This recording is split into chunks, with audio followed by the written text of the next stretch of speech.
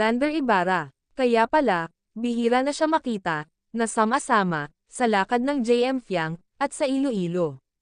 Dahil inamin, ni Lander Ibarra, na nakafocus ito ngayon, sa kanyang pag-aaral. At wow, magagaling talaga, ang Ibarra brothers.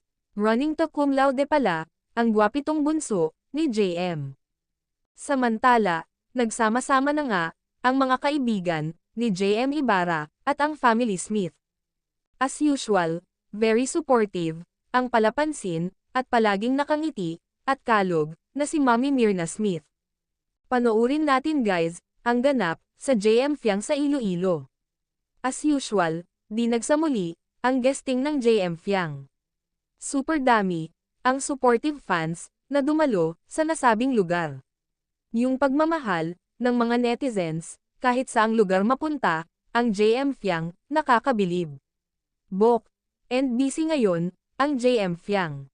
From Abra, ta Iloilo, ang ganap, ng mga ito. Matchy-matchy pa din, ang suot ng JM Fiang, a jacket, with a hoodie. Kasama ng JM Fiang, ang dongpat. Ganun din ang kay Rain, at si Colette.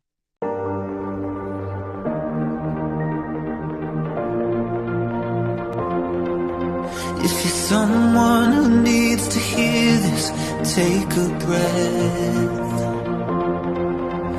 For those who put others first when their own world's a mess.